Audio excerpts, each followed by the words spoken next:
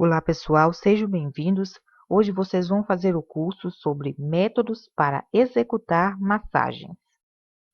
Bom, a massagem ela envolve sistematicamente o alisamento, amassamento e pressão dos tecidos macios de todo o corpo, para que um estado de total relaxamento seja induzido. Aprenda então as várias técnicas de massagens usadas na medicina chinesa. Uma boa massagem vai afetá-lo em todos os níveis do seu ser. Fisicamente, seus benefícios são o relaxamento e a tonificação dos músculos, o estímulo ao fluxo venoso do sangue, o aumento do nível de hemoglobina, o incentivo ao fluxo linfático e o alongamento do tecido conjuntivo das articulações. A massagem holística também afeta os centros de energia, ou chakras, do corpo sutil. No nível mental, a massagem não apenas alivia o estresse e a ansiedade, mas também o ajuda a tornar-se mais consciente do seu corpo como um todo, das partes com que você entra em contato e das que são percebidas como excluídas. Quando você tenha percebido onde se situam seus bloqueios de energia, poderá dar início à tentativa de integração do seu corpo e, ao ser desenvolvida uma imagem de si mais positiva, poderá assumir a responsabilidade por sua própria felicidade e saúde. Uma massagem cuidadosa gera sensações de bem-estar, confiança e alegria. Também pode liberar grande energia.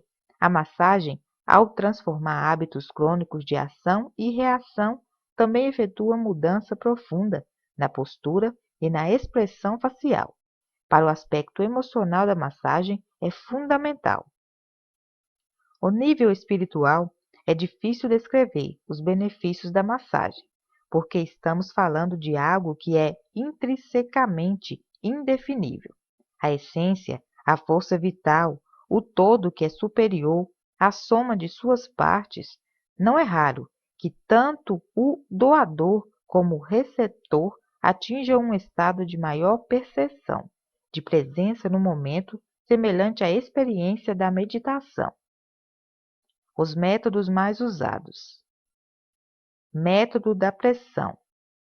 O método da pressão é uma forma de massagem que utiliza a palma da mão ou os dedos para fazer pressão sobre certa parte do corpo. Há várias maneiras de se aplicar a pressão: com uma das mãos, com as duas mãos ou com a base da palma, entre outros. Quando se usa o método da pressão, deve-se executá-lo gradativamente, do modo mais suave até o mais forte, fazendo com que o paciente sinta uma pressão concreta, mas não dor. No final do método de pressão, não é desejável que se interrompa subitamente. Em vez disso, deve ser reduzida suavemente. O método da pressão pode ser aplicado de modo contínuo durante espaço de tempo relativamente longo ou intermitentemente em séries fixas.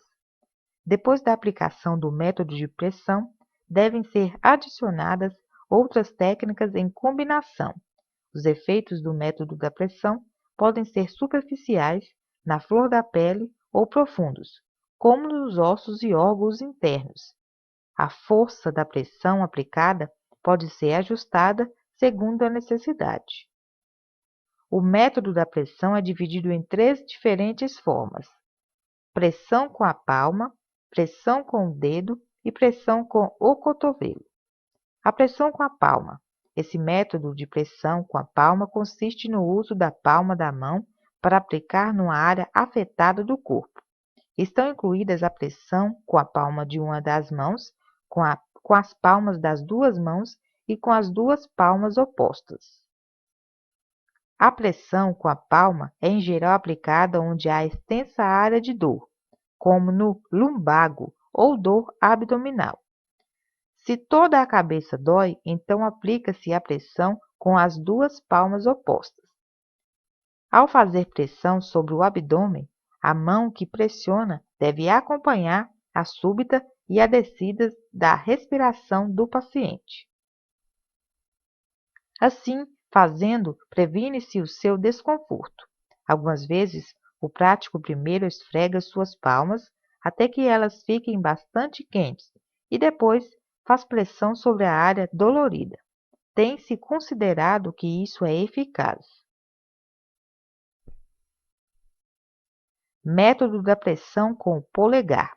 Quando se aplica o método da pressão com o polegar, a pressão é feita com o polegar no ocuponto meridional, situado no meridiano do sistema energético do corpo, ou no local da dor.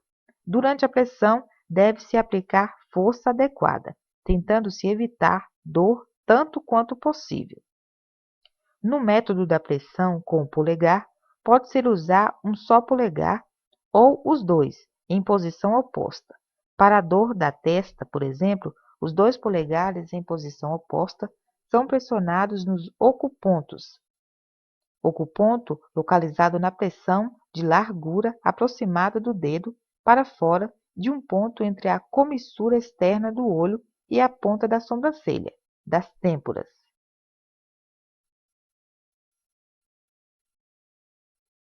Método da pressão com o cotovelo. A pressão é aplicada no ocuponto ou no local da dor. É aplicada adequadamente na parte inferior das costas, nas nádegas ou em certos ocupontos como o uatial, ocuponto na nádega entre o ponto mais elevado do trocacer e o buraco sacro. Veja no diagrama 4. Método da ficção. O método da ficção usa os dedos ou a palma. Há métodos de uso com uma só mão e com as duas.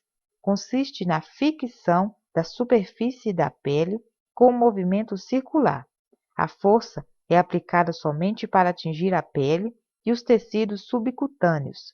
A força da ficção deve ir de suave a forte, e a frequência do movimento de ficção depende do que exigir a afecção. Ela deve situar-se entre 30, 40 e 200 vezes por minuto. O método de ficção é frequentemente utilizado no início da massagem ou executado logo após o método da pressão. As técnicas de ficção, em geral, incluem métodos com o polegar, a palma e a base da palma. Método da ficção com o polegar. Ela consiste em ficcionar o polegar numa determinada área do corpo ou no ocuponto.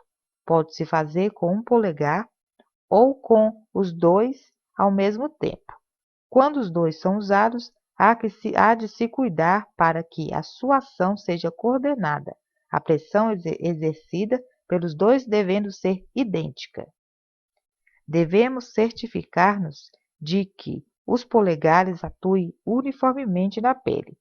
Mantenha os outros 4 dedos da mão ligeiramente afastados, com as falanges ligeiramente curvadas, de modo que, durante a ficção, os dedos não toquem a pele.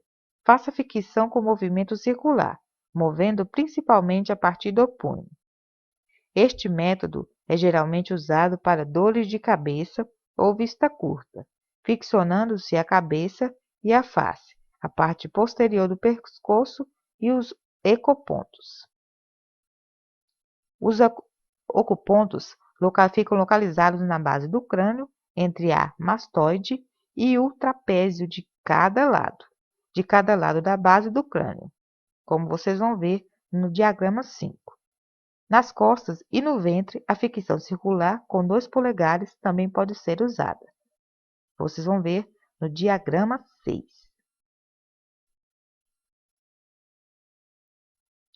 Método da ficção com a palma.